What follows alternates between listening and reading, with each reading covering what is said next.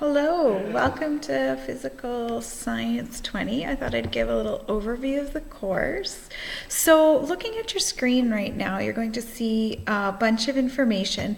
I want to show how you're going to tackle each unit. So let's go to Unit 0, which says Review. You're going to click, and then it's going to say there's A and B, Math and Chemistry. So let's say we're working on the Math review first. So it talks a little bit about what is in this section, then it talks about resource and practice, and I can already tell the topics that we're going to study. Significant figures, scientific notation, SI units, dimensional analysis, and conversion factors. So I have all these resources in practice. This is the learning part, okay? I also, after this, have notes and a hand-in assignment. So how I would start is I would, first of all, open these notes.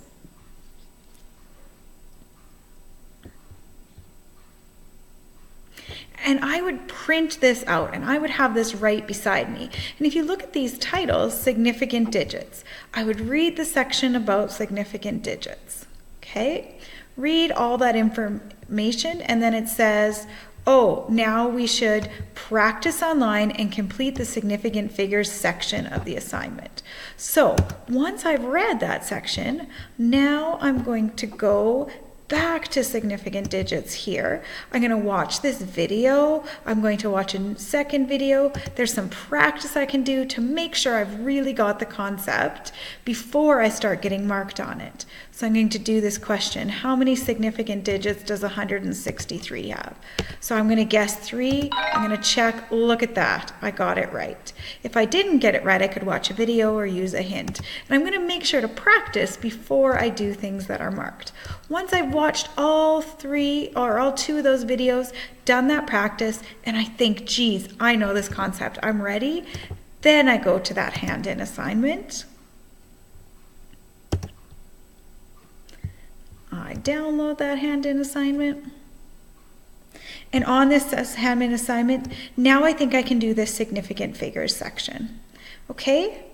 Oh, now I come to scientific notation. I'm going to stop there, and I'm going to then read my notes, watch the videos, practice before I tackle this.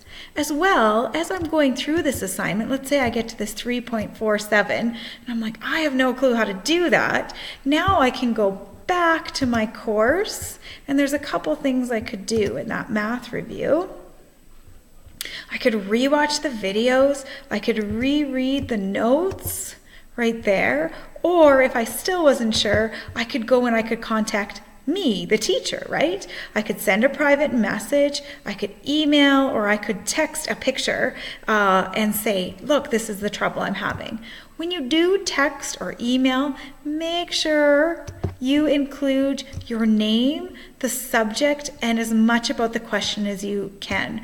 I teach kids from all over the division, and I actually teach 6 different courses online.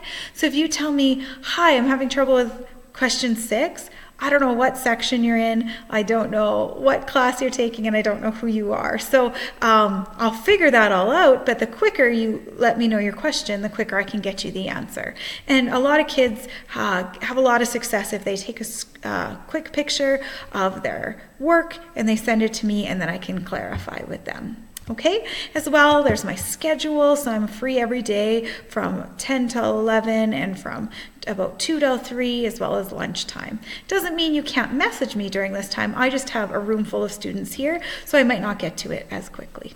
Okay, I hope that helps. You're going to go through each section the same way. So when you go through chemistry review, you're going to do the same thing. This one, it says, oh, you need to have this data booklet. So I'm going to print that first.